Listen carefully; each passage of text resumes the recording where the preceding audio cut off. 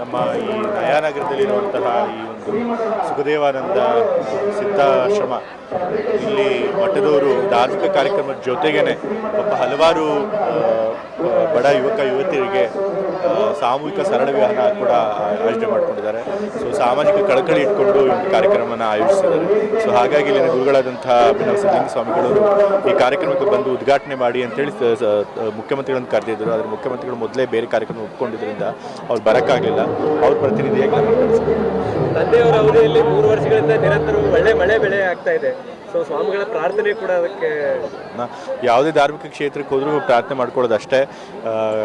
ತಂದೆಯವರ ಅವಧಿಯಲ್ಲಿ, ಆಡಳಿತ ಅವಧಿಯಲ್ಲಿ ರಾಜ್ಯದಲ್ಲಿ ಸುಭಿಕ್ಷೆ ಇರಲಿ, ಮಳೆ ಬೆಳೆ ಚೆನ್ನಾಗಾಗಿ ಎಲ್ರಿಗೂ ಕೂಡ ಅಭಿವೃದ್ಧಿ ಆಗಲಿ ಅಂತ ಕೇಳ್ಬೋದು.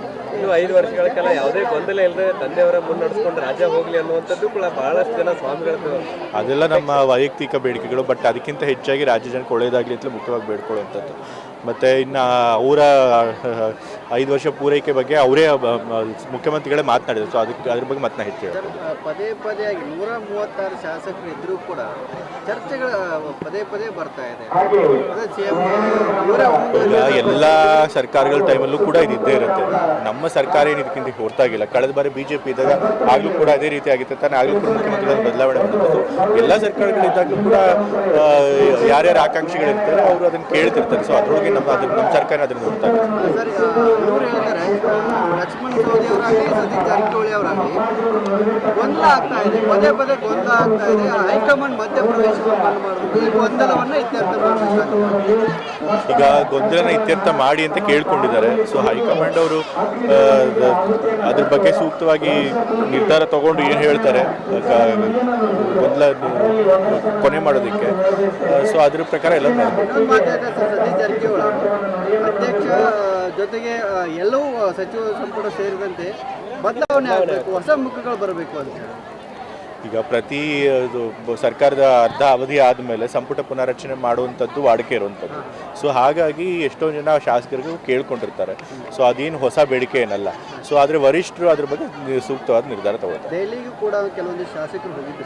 ಹೌದು, ನಾನು ಹೇಳೋದಲ್ಲ, ಪ್ರತಿಯೊಂದು ಸರ್ಕಾರದ ಅರ್ಧ ಅವಧಿ ಆದಮೇಲೆ ಶಾಸಕರು ಯಾರು ಮಂತ್ರಿಗಳಾಗಿಲ್ಲ ಅವರು ಕೂಡ ಮಂತ್ರಿಗಳಾಗಬೇಕು ಅನ್ನೋ ಅವಕಾಶ ಕೇಳ್ತಾರೆ. ಅದೇನು ಹೊಸದಾಗೇನಲ್ಲ. ಸೊ ಈ ಸರಿ ಕೂಡ ಅದನ್ನೇ ಕೇಳಿದ್ದಾರೆ. ಬಟ್ ಅದ್ರ ಬಗ್ಗೆ ವರಿಷ್ಠರು ಸರಿಯಾದ ತೀರ್ಮಾನ ತಗೋತಾರೆ. ನಾನು ಈಗಾಗಲೇ ಹಲವಾರು ಬಾರಿ ಹೇಳಿದ್ದೇನೆ, ತಂದೆಯವರು ಮುಖ್ಯಮಂತ್ರಿಗಳಾಗಿರೋ ತನಕ ನಾವು ಯಾವುದೇ ಸಚಿವ ಸ್ಥಾನಕ್ಕೆ ನಾನು ಆಕಾಂಕ್ಷಿ ಅಲ್ಲ ಅಂತ. ಜನ ಬಯಸಿದ್ದಾರೆ ಸರ್, ಯತೀಂದ್ರ ಅವರು ಆಗಲಿ ಅಂತ. ಜನ ಬಯಸಿದ್ರು ಅಷ್ಟೇ. ನಮ್ಮ ಕುಟುಂಬದಿಂದ ತಂದೆಯವರು ಮುಖ್ಯಮಂತ್ರಿ ಆಗಿದ್ದಾಗ ಮತ್ತೆ ನಾನು ಸಚಿವ ಸ್ಥಾನಕ್ಕೆ ಕೇಳೋದು ಸರಿಯಲ್ಲ. ಸೊ ನನಗಿಂತ ಅರ್ಹರಾಗಿರೋರು ಮತ್ತು ಪಾಪ ಅನುಭವ ಇರುವಂಥವ್ರು ಸೀನಿಯರ್ಗಳು ಇರ್ತಾರೆ. ಸೊ ಅವ್ರಿಗೆ ಅವಕಾಶ ಸಿಗಬೇಕು. ಸೊ ಬೇರೆಯವ್ರಿಗೆ ಸಿಗಲಿ. ಈಗಾಗಲೇ ಹೊಸ ಶಾಸಕರು ಕೂಡ ಹೋಗಿ ಕೇಳಿದ್ದಾರೆ. ಯಾವುದೇ ಒಂದು ಕ್ಯಾಬಿನೆಟಲ್ಲಿ ಯಾವಾಗಲೂ ಹಾಗೆ ಅನುಭವ ಇರೋರು ಇರ್ತಾರೆ ಮತ್ತು ಹೊಸ ಶಾಸಕರು ಕೂಡ ಸೇರಿಸ್ಕೊಂಡಿರ್ತಾರೆ. ಅದೇ ರೀತಿ ಎಲ್ಲರೂ ಕೂಡ ಸಂಪುಟ ರಚನೆ ಮಾಡುವಂಥದ್ದು. ಸೊ ಈ ಬಾರಿನೂ ಅದನ್ನು ಮಾಡ್ತಾರೆ ಅಂತ ಅನ್ಸುತ್ತೆ.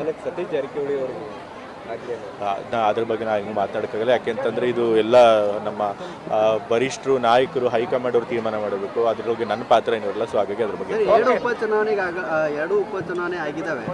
2 ಉಪಚುನಾವಣೆಯಲ್ಲಿ ಹೆಂಗಿದೆ, ಗೆಲ್ತೀರಿ ಹೆಂಗೆ? ನಾನು ಬಾಗಲಕೋಟೆ ವಿಧಾನಸಭಾ ಕ್ಷೇತ್ರದಲ್ಲೇ 10 ದಿವಸಗಳ ಕಾಲ ಪ್ರಚಾರ ಕೈಗೊಂಡಿದ್ದೆ. ಯಾಕೆಂದರೆ ನಮ್ಮ ಹೈಕಮಾಂಡ್ ಅವರು ಹೇಳಿದರು, ACC ಸೂಚನೆ ಕೊಟ್ಟಿದ್ದರು, ಒಂದು ಕ್ಷೇತ್ರದಲ್ಲಿ 10 ದಿವಸ ಇರಬೇಕು ಅಂತೇಳಿ.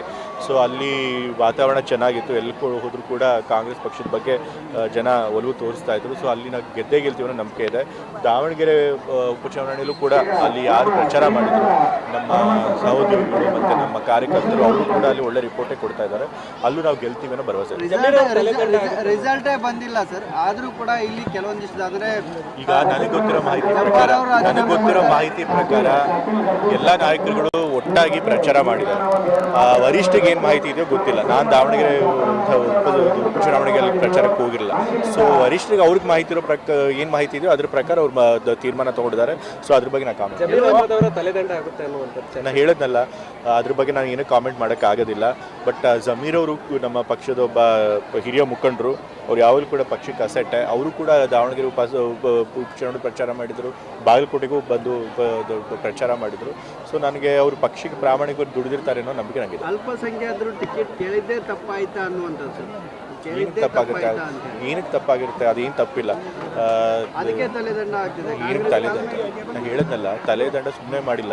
ವಜಾ ಮಾಡಿದ್ದಾರೆ ನಜೀರ್ ಅಹಮದ್ ಅವರು. ಹೈಕಮಾಂಡ್ ಅವ್ರಿಗೆ ಯಾವುದಾದ್ರೂ ಅಲ್ಪಸಂಖ್ಯಾತ ಸ್ಪಷ್ಟವಾದಂಥ ಮಾಹಿತಿ ಇರುತ್ತೆ, ಆ ಮಾಹಿತಿ ಆಧಾರದ ಮೇಲೆ ಅವ್ರು ಮಾಡಿರ್ತಾರೆ. ಸೊ ಆ ಮಾಹಿತಿ ನನಗಿಲ್ಲ, ಸೊ ಅದ್ರ ಬಗ್ಗೆ ನಾನು ಕಾಮೆಂಟ್. ವಿನಯ್ ಕುಲಕರ್ಣಿ ಅವ್ರದ್ದು ವಿಷಯ, ವಿನಯ್ ಕುಲಕರ್ಣಿ ಅವರಿಗೆ ಕೋರ್ಟ್ ಇವಾಗ ಅವ್ರನ್ನ ತಪ್ಪಿತಸ್ಥರು ಅಂತ ಹೇಳಿದೆ. ಬಟ್ ಆದರೆ ಹೈಯರ್ ಕೋರ್ಟ್ಗೆ ಅಪೀಲ್ ಕೂಡ ಅವಕಾಶ ಕೊಟ್ಟಿದ್ದಾರೆ. ಸೊ ಅವ್ರಿಗೆ ಇನ್ನೂ ಕೂಡ ಲೀಗಲ್ ಬ್ಯಾಟಲ್ ಮಾಡೋದಕ್ಕೆ ಅವಕಾಶ ಇದೆ. ಸೊ ನೋಡೋಣ ಏನಾಗುತ್ತೆ.